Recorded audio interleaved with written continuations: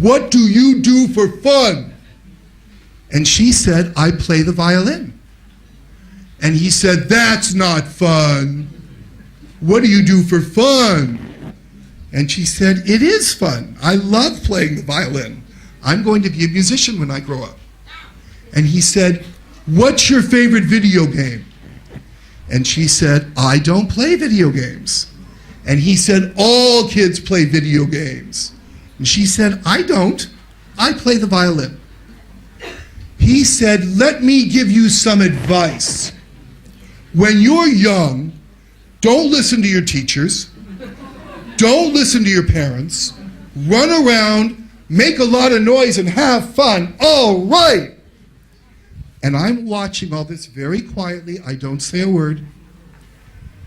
We went on the ride. We had a wonderful time. When the ride was over, I called the children over and I said, I feel bad. I know I expect a lot of you. I hope you don't think I'm taking away your fun. It's just that, and before I could finish, one of the 10-year-old children named Catherine said, Rafe, that guy takes tickets for a tourist attraction. Do you really think we're going to listen to him? So these children, at a very early age, have already learned to think about who is giving them information, who is telling them what to do and why they should listen to some people and not other people. This is what 6 levels can do for a child. And I still get letters from my college students all the time talking about the 6 levels. Now, I wanted to share with you one other thing that I do, because people always want to know, Rafe, why do your children behave themselves so well? I also think that when I meet my children, that there are 3 kinds of kids in the world. And in my mind, I put them in 3 groups. Kid 1 is the gift from God. Kid 1 loves school, comes to school and says, I'm glad I'm here. I like school, and Rafe, I like you. My parents like you. My mother runs the laundry, and if you ever need your shirts done, she will do them for you. I'm very smart, and I always get good grades. At the end of the year, when this child does well, people say, Rafe, you did a good job, and I think, not really. This child always does well. Kid 1. On the other side is Kid 3. Kid 3 is, I hate school, and I hate you. I don't want to hear anything you have to say.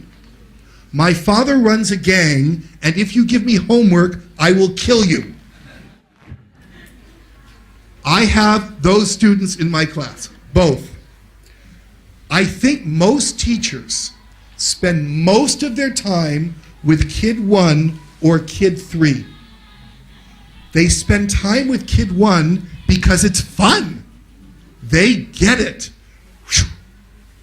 Or they spend time with Kid 3 because he is ruining your life and ruining your class and driving you crazy. But I spend 95% of my day with Kid 2. The average kid. He is not the fastest runner. She is not the best writer. But because they're okay, they get passed through our system from one class to the next, and no one ever notices them. I notice them.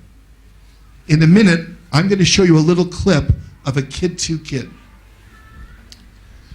Because I notice Kid 2 and I say, did anybody ever tell you you have a beautiful voice? Did anybody ever tell you you write well? And when the children say, well, you do, I think you're going to be a great writer.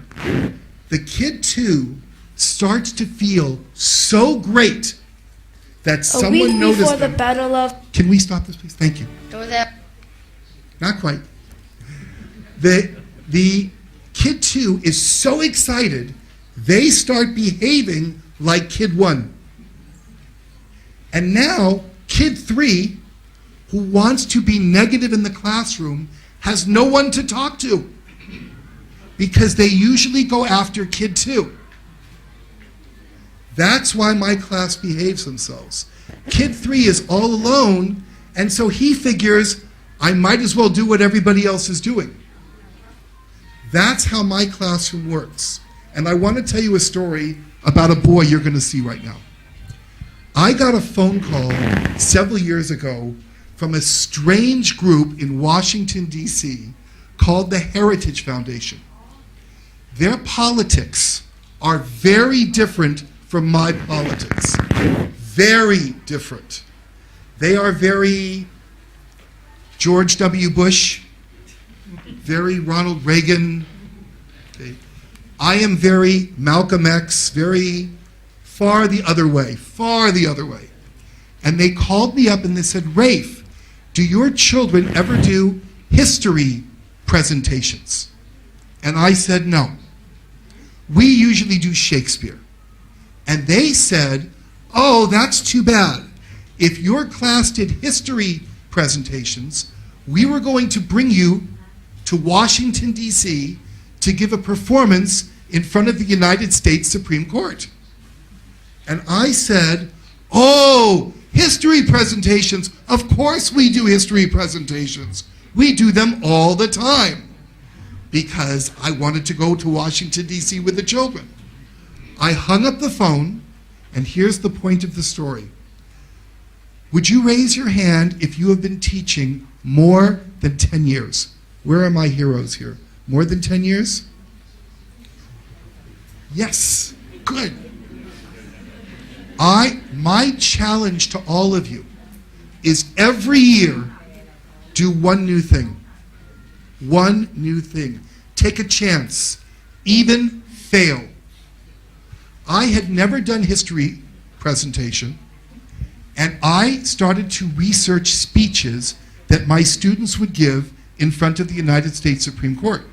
Something amazing happened today, on this day, that I'm going to show you, and as teachers, I know you are going to love this. The boy you are going to see was kid 2. No one ever noticed this boy, ever. He came from a very difficult family situation. He never talked in class, ever. He had terrible self-esteem, never joined anything. But I taught him one speech. It came from an American war that we call the Civil War, when our country fought each other over slavery. The speech you are about to hear, and you don't have to know about history, that is not the point of this, was written by a soldier before a battle. This soldier wrote home to his wife before a battle explaining why he was fighting.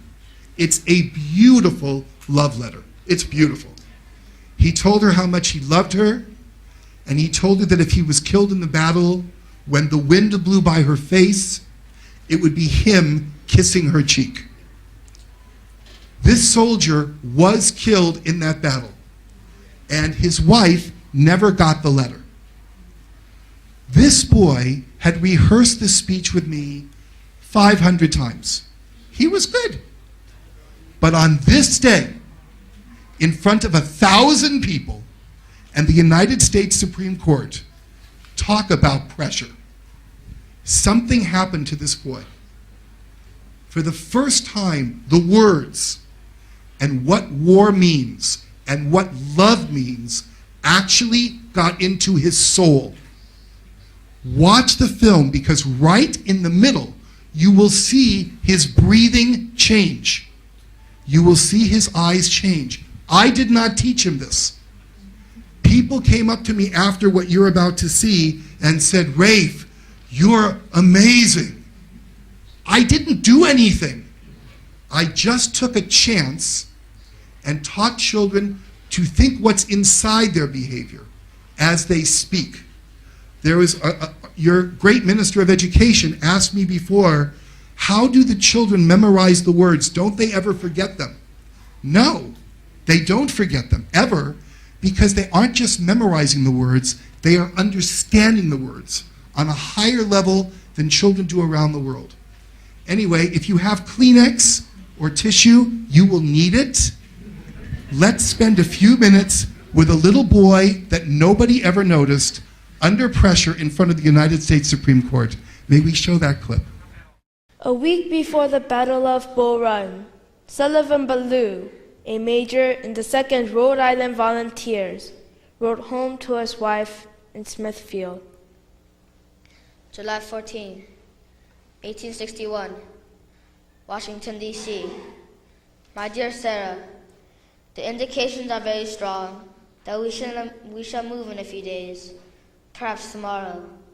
And lest I should not be able to write again, I feel impelled to write a few lines that may fall under your eye when I am no more. I have no misgivings about or lack of confidence in the cause in which I am engaged, and my courage does not halt or falter. I know how the American civilization now leans upon the triumph of the government, and how great a debt we owe to those who went before us through the blood and suffering of the Revolution. And I am willing, perfectly willing, to lay down all my joys in this life to help maintain that government, to pay that debt. My dear Sarah, my love for you is deathless. It seems to bind me with mighty cables that nothing but omnipotence can break. And yet, my love of country comes over me like a strong wind and bears me irresistibly with all those chains to the battlefield. And all the blissful moments I've enjoyed with you come crowding over me, and I feel deeply grateful to God and you that I've enjoyed them for so long, and how hard it is for me to give them up and burn to ashes the hopes of future years, when, God willing, we could have still lived and loved together, and have seen our boys grow up to honorable manhood around us. If I do not return, my dear Sarah, never forget how much I loved you.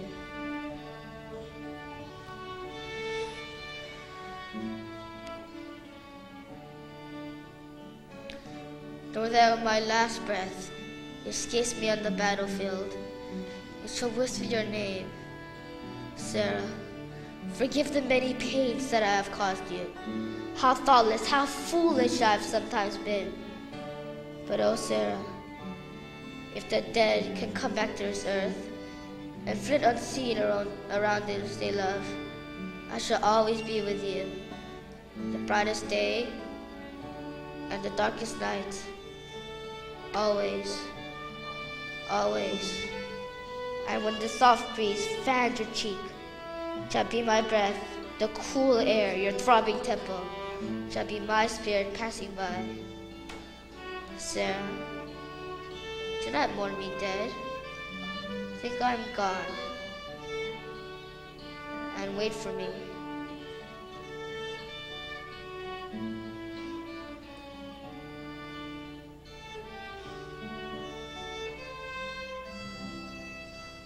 For we shall meet again. Sullivan Ballou was killed a week later at the first Battle of Bull Run. When people say that we teachers don't get paid a lot, they are wrong. We are paid a lot.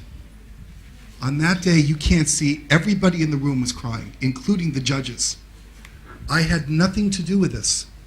It was not planned, but I took a chance on a kid too. I hope all of you will start to really look at the kids that we don't notice in school. That boy today graduated college and his major was history. And it all started right there. The last thing I wanted to share with you is that I know that all of us get our children ready for tests. The famous test at the end of the year. And we are under pressure.